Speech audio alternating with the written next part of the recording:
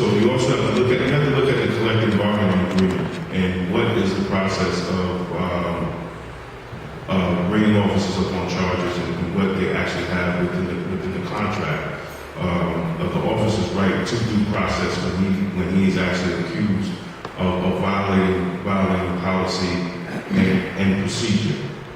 Then secondly, you also have to look at the attitude of the union president. A lot of, and I'm specifically talking about Pat Lynch because there's a lot of statements that he has made in the past, and he continues to make statements that does not help the situation when dealing with police and community relations. We had a press conference in front of Pat Lynch's office when he said that the Eric Garner family and different people that were killed by the police wasn't New Yorkers. What police union president says that?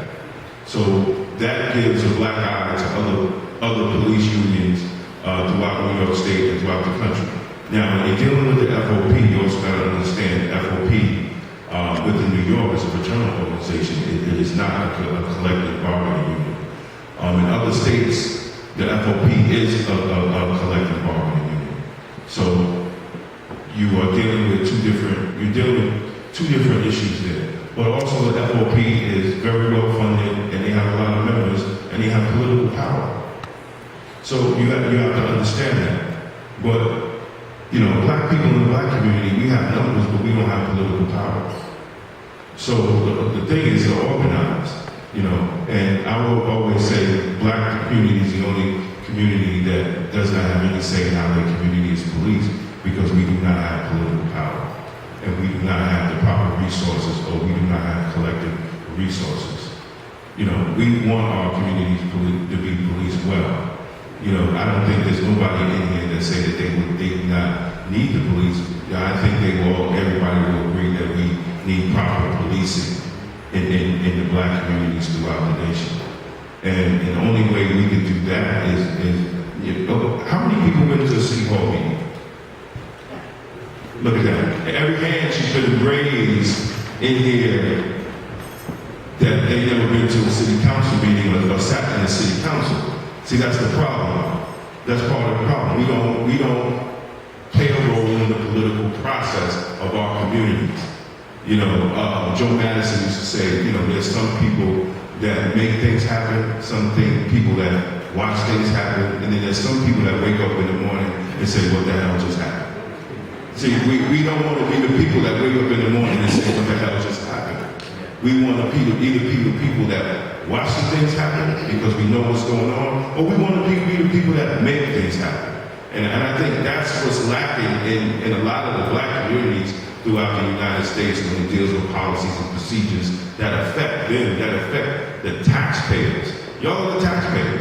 Whether we agree with it or not, law enforcement works for the community. You pay the taxes that pay our salary. You pay the taxes that give us the benefits.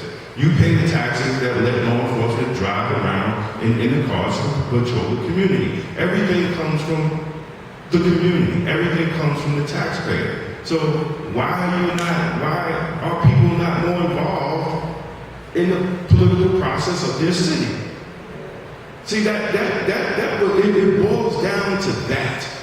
It boils down to that because we are not involved in it. And if we don't black law enforcement has been saying this stuff for centuries. I started in 1990, and guys was about to retire. And the same thing that we're talking about now, they were talking about it in the 1990s. Nobody believed it because there wasn't no cell phones. Nobody believed that these incidents happened in the black community because there wasn't cameras all over the place. But now that we see it, I get tired of writing press releases. All you gotta do is change the name and change the date. I've been writing press releases about these incidents for 15 years. 15 years. I can't really find out anything new to write about it because it's the same incident. But we have to change it. It's up to the community. It's up to the community. The community has to change it. You have to say how you want your community policed. You have to say that you want police from the community. The chief is from the community. He should be respected for trying to protect his community. But then other communities don't have police officers that's from their community. And I'm sorry, I'm not a little passionate about that. I'm in church.